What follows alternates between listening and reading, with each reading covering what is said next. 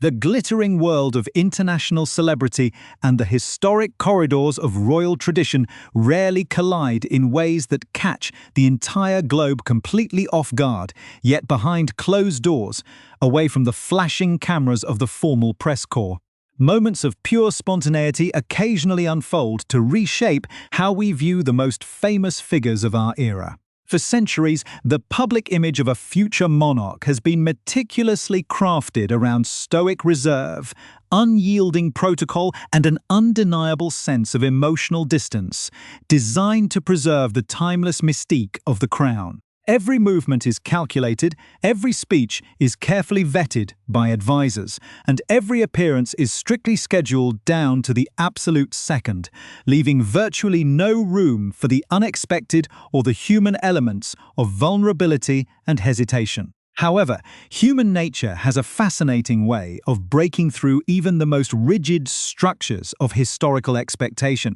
especially when triggered by a unique alignment of cultural icons who possess an undeniable gravity of their own. It is in these rare unscripted intervals where the heavy veil of public persona drops entirely, revealing the authentic individuals hidden beneath the weight of immense global responsibility and unparalleled artistic fame. To understand how such an unprecedented event could ever take place, one must first look at the unique social landscape of London during the early portion of the previous decade. A period when the traditional boundaries separating elite entertainment from ancient institutional structures began to blur more dynamically than ever before. This subtle cultural shift created an environment where a simple charity gathering could transform into an enduring legend, a moment so surreal that it continues to leave the individuals involved both astonished and deeply reflective many years after the final notes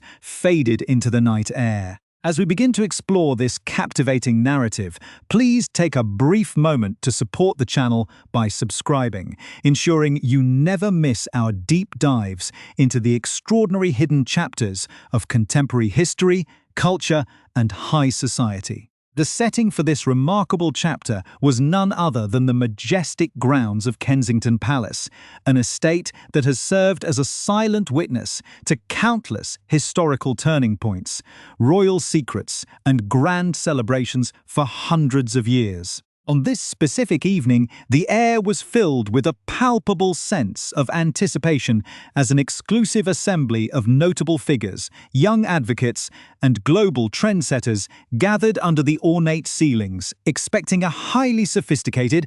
and entirely predictable night of philanthropy. The event was organized to support a vital charitable cause dedicated to empowering vulnerable young people, a mission that frequently draws the active patronage of senior figures who use their immense platforms to shine a bright light on societal challenges. The guests arrived dressed in immaculate black tie attire, moving gracefully through the historic rooms while engaging in polite conversation, utterly convinced that the evening would follow the exact traditional trajectory of every other high-profile gala in London. Among the crowd were legendary figures from the world of American rock music and rising titans of the global pop industry, creating a fascinating cross-generational dynamic that added a vibrant energy to the formal palace atmosphere. As the scheduled musical performances commenced, the audience settled into their seats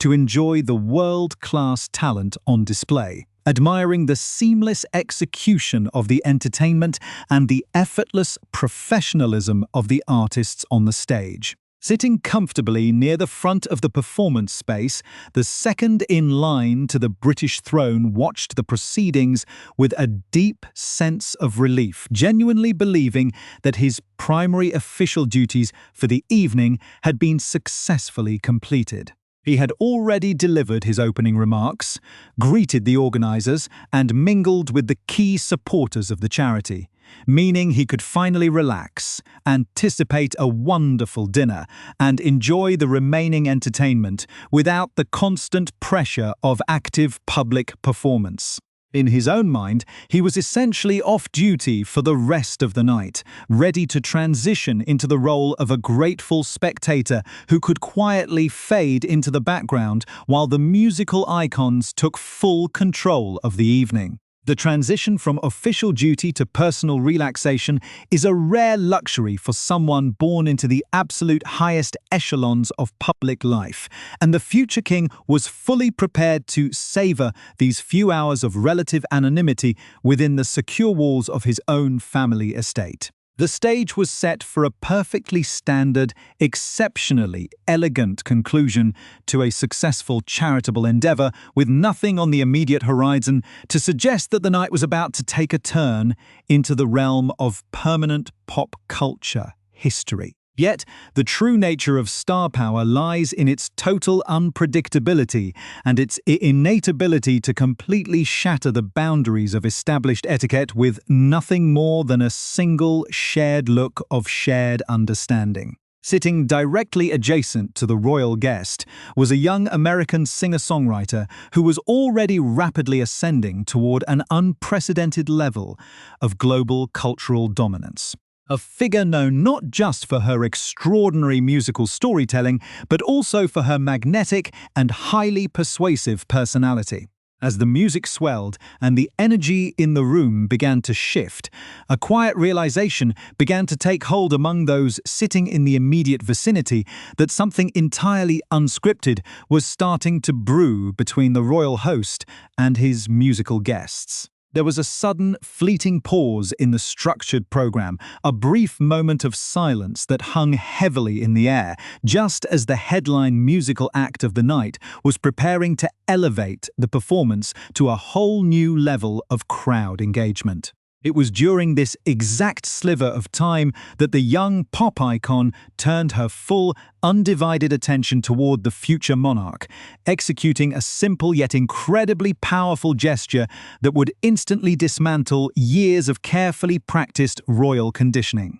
With an effortless confidence that left onlookers completely spellbound, she placed her hand gently on his arm, looked him directly in the eye, and issued a direct invitation that would challenge his composure and force him to make a split-second decision that defied every rule of traditional palace decorum. The sheer audacity and charm of the request created an immediate, invisible tension in the room, setting off a chain reaction of internal panic and sheer disbelief that the prince would later describe as a moment of total hypnotic compliance. What happened in the immediate aftermath of that direct gaze remains one of the most astonishingly unscripted sequences ever recorded within the walls of a royal residence, a chaotic blend of adrenaline, intense social pressure, and profound personal cringing that would stay with the prince for the rest of his life. Even now, looking back on the sequence of events with the benefit of years of hindsight, the individual who will one day wear the crown still struggles to comprehend exactly what came over him in that fateful moment, or why he allowed himself to be led so easily into the spotlight. The stark contrast between his disciplined outer appearance and the frantic, chaotic thoughts racing through his mind paints a vivid picture of a man caught entirely off guard by the sheer force of modern celebrity persuasion. As we prepare to delve into the exact details of this hilarious and surreal stage climb, the image of a future king sweating profusely beneath his formal black tie while desperately trying to maintain the elegant exterior of a composed swan perfectly captures the utter madness of the situation, leaving us on the absolute precipice of a musical moment that the world would truly have to see to believe. The sheer psychological weight of that single, focused gaze from the young American singer-songwriter was enough to completely freeze the analytical faculties of a man who had spent his entire existence being trained to resist external pressures and maintain absolute emotional control in every conceivable scenario. In that exact fraction of a second, all the rigorous training of his youth, the strict advice of senior communications teams, and the deeply ingrained instinct to avoid public embarrassment vanished entirely under the influence of an undeniable and hypnotic charisma that few people on Earth possess. The future monarch found himself trapped in a state of total, unadulterated vulnerability, staring back at a global phenomenon who operated entirely outside the rigid rules of British aristocratic etiquette and instead thrived on raw, unscripted human connection. It was a bizarre meeting of two completely different worlds, where the ancient authority of a 1,000-year-old institution was effortlessly bypassed by the contemporary cultural power of a musical titan who simply refused to acknowledge the invisible barriers that normally separate royalty from the rest of humanity. As her hand remained gently but firmly on his sleeve, the internal monologue of the prince shifted from a comfortable sense of post-duty relaxation into a spiraling panic of utter disbelief, as he realized that there was absolutely no elegant way to decline the invitation without causing an incredibly awkward scene in front of his esteemed guests. The absolute absurdity of the situation began to settle into his consciousness like a heavy fog, leaving him feeling as though he had suddenly been stripped of his royal status and transformed into a completely ordinary individual who was entirely powerless to resist the playful demands of a mesmerizing pop icon. He would later describe this exact sensation as being placed into a total trance, a psychological state where his conscious mind was shouting warnings about the potential public relations disaster unfolding, while his physical body simply complied with the momentum of the moment. Without fully understanding how or why he was doing it, the second in line to the British throne rose from his comfortable seat like an obedient, eager puppy, completely abandoning his plans for a quiet dinner and a relaxed conversation with the charity donors in order to follow the artist toward the brightly lit stage.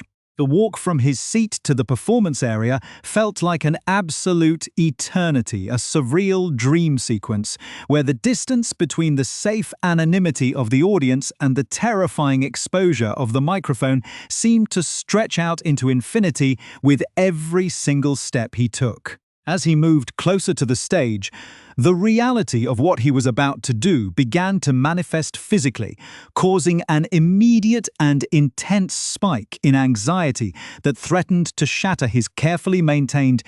public facade right in front of the gathered dignitaries and international celebrities. Beneath the flawless tailoring of his formal black tie ensemble, a sudden and massive wave of perspiration began to break out across his skin, serving as a hidden testament to the absolute terror that was gripping his internal system while he desperately tried to project an air of calm confidence to the onlookers. He would later invoke the brilliant and timeless analogy of a majestic swan to perfectly articulate the sheer duality of his experience during this chaotic transition, explaining how he fought with every ounce of his willpower to keep his upper body entirely smooth, composed, and unbothered on the outside, while beneath the surface, his emotional legs were paddling at a frantic, desperate pace, just to prevent him from sinking into total panic. The contrast between the cold, aristocratic perfection expected of his position and the hot, racing adrenaline of a regular human being thrust into an unexpected spotlight highlights the profound isolation and pressure that accompanies life within the royal family, even during moments meant for charity and celebration. The audience watched in a state of breathless, collective shock as they realized the future king was actually going to ascend the steps and join the musicians, a development that absolutely no one in the room, including the palace security detail, could have possibly anticipated when the evening first began.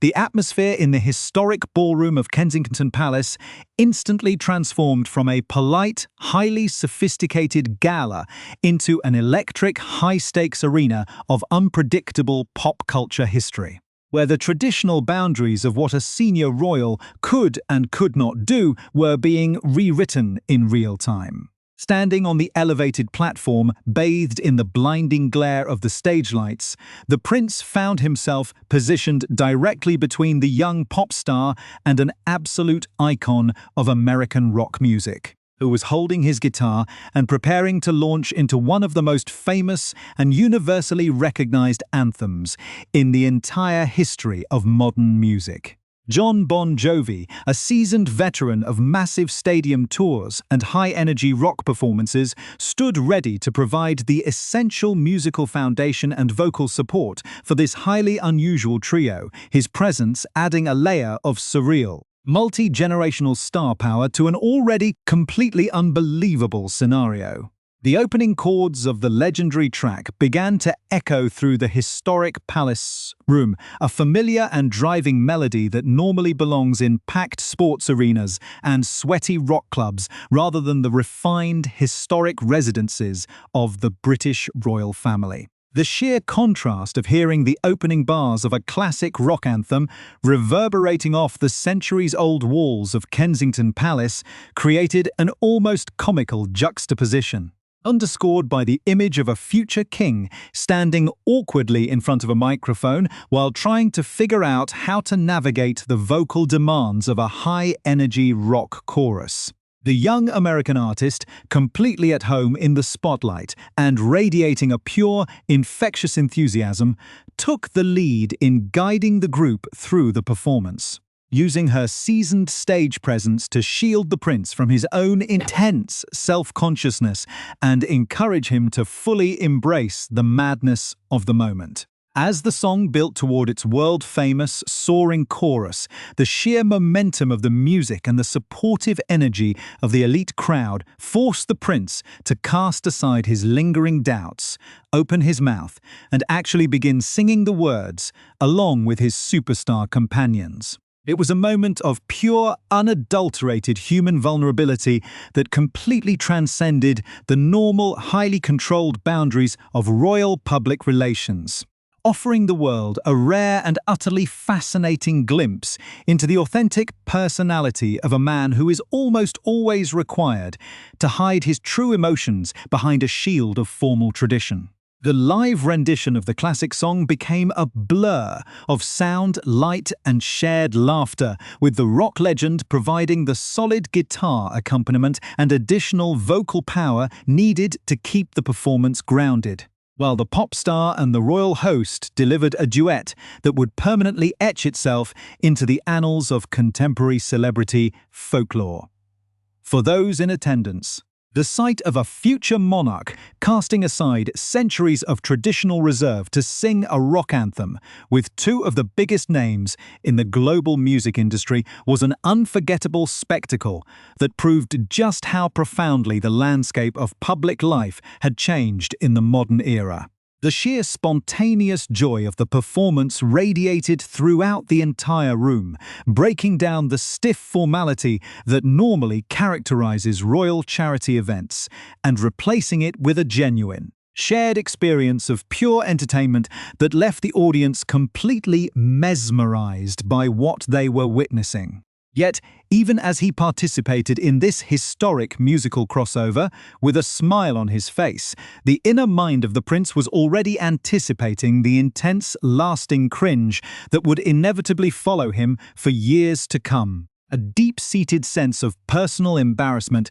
that would make him question his own judgment every single time the memory resurfaced in his thoughts. The internal struggle between his duty to remain a dignified representative of the crown and his sudden desire to just go with the flow and enjoy a unique moment of fun perfectly captures the complex, often conflicting realities of modern royal existence, where every single action is judged by millions of critics around the world. As the final notes of the song echoed through the grand ballroom and the crowd erupted into a massive standing ovation, the prince realized that he had somehow survived the ordeal without completely collapsing under the pressure, though the emotional aftermath of the experience would continue to reverberate through his life for decades. The immediate relief of stepping away from the microphone and returning to the safety of the audience was quickly followed by a profound, enduring bewilderment over how a single look from a pop artist had managed to completely dismantle his lifetime of royal conditioning in a matter of seconds. This surreal chapter in the history of Kensington Palace serves as a powerful reminder that no matter how much security, protocol, and tradition you place around a human being, they remain inherently susceptible to the universal forces of charm, persuasion, and the simple desire to be part of something truly extraordinary. The long-term cultural impact of that unforgettable evening at Kensington Palace continues to ripple through the public consciousness, serving as a defining crossroad where the ancient, stoic world of the British monarchy collided seamlessly with the hyper-modern phenomenon of global pop celebrity. Years after the final applause echoed through the historic ballroom, this spontaneous musical collaboration remains a brilliant testament to the changing nature of public figures and the absolute power of shared human vulnerability. To fully comprehend why this singular event carries such lasting weight, it is essential to look closer at the remarkable individuals who stood side by side on that stage, each representing a completely different pinnacle of international influence, culture, and achievement. The master of ceremonies for that musical breakthrough, John Bon Jovi, was born John Francis Bon Jovi Jr. in New Jersey, emerging from a hard-working background to become one of the most resilient and enduring rock icons in global history. As the frontman and driving creative force behind the legendary band Bon Jovi, formed in the early 80s, he spent decades filling massive sports stadiums, writing anthems that defined an entire generation, and selling well over 100 million records worldwide. Beyond his massive musical achievements, which earned him a cherished place in the Rock and Roll Hall of Fame, he developed a profound commitment to impactful philanthropy, establishing a foundation dedicated to combating poverty, homelessness, and food insecurity through innovative community initiatives. His presence at the Palace Gala was a natural extension of his life's work, bringing a grounded, seasoned maturity to an evening designed to uplift vulnerable youth and providing the essential musical backbone that allowed the extraordinary duet to take place. Standing right beside him was Taylor Swift, a visionary force of nature whose name has become completely synonymous with unprecedented cultural dominance, brilliant lyrical storytelling, and an unmatched ability to connect with audiences on a deeply personal level. Born in Pennsylvania and moving to Nashville as a teenager to pursue her musical dreams, she rapidly evolved from a celebrated country prodigy into a genre-defining global titan, shattering industry records with every subsequent album release. Known for her fierce artistic independence, masterclass marketing strategies, and an intensely loyal global fan base, she possesses a unique form of cultural capital that allows her to influence global economic trends and social conversations with absolute ease. Her role in the spontaneous performance perfectly captured the essence of her public persona, combining an innate, effortless charm with an undeniable power of persuasion that can make even a future monarch forget centuries of rigid royal protocol. The man who willingly surrendered to that persuasive charm, Prince William, was born into an entirely different kind of spotlight, carrying the immense weight of historical expectation and royal duty from the literal moment of his birth at St. Mary's Hospital in London. As the eldest son of King Charles III and the late Diana, Princess of Wales, his entire life has been a carefully balanced act of preserving ancient traditions while gradually modernizing the image of a thousand-year-old institution to fit a rapidly changing world. Educated at Eton College and the University of St. Andrews,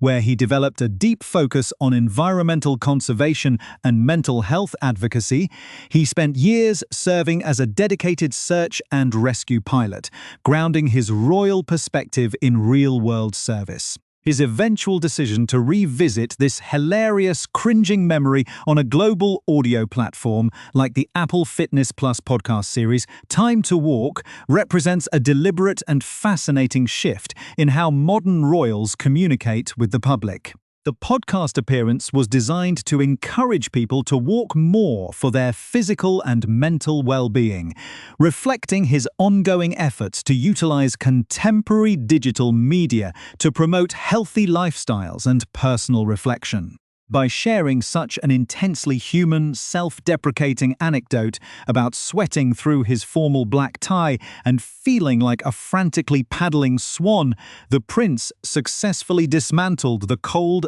unapproachable aura that traditionally surrounds the heir to the throne. This open vulnerability matters deeply because it humanizes an individual who is destined to hold an office that is often viewed as entirely symbolic, rigid, and disconnected from the everyday experiences of ordinary citizens. The story reveals that despite the endless security protocols, the immaculate tailoring, and the heavy burden of public duty, those who live within palace walls are still entirely susceptible to the same social anxieties, moments of hesitation, and spontaneous joys that define the rest of humanity. This memorable occurrence also highlights a broader, highly fascinating trend of historic institutions interacting with contemporary pop culture icons to create shared moments of massive public engagement. In the years following that historic night, the paths of these three extraordinary individuals continued to cross in various high-profile settings, illustrating the deep, enduring connections that exist within the highest levels of global society. The memory of the performance has been kept alive not only by the participants themselves, but also by a global audience that finds endless fascination in watching the rigid boundaries of traditional etiquette completely dissolve under the influence of creative expression. The enduring popularity of the anecdote proves that the public possesses a massive, insatiable appetite for authentic, unscripted moments that cut through the heavily managed public relations narratives of the modern media landscape. It reminds us that behind the grand titles, the record-breaking album sales, and the legendary rock star personas, there are real people who are capable of stepping completely outside their comfort zones to create something beautiful, funny, and entirely unforgettable. As the narrative of that night continues to be passed down through contemporary pop culture folklore, it serves as a brilliant example of how charity and art can bring completely different worlds together in perfect, unpredictable harmony. Ultimately, the story of a future king being led to the stage like an eager puppy by an international pop icon, while an American rock legend provides the guitar accompaniment, stands as one of the most uniquely charming chapters in the modern history of Kensington Palace. It is a moment frozen in time that will continue to bring smiles to the faces of millions around the world, proving that sometimes the absolute best memories are the ones that cause us to cringe the most when we look back on them.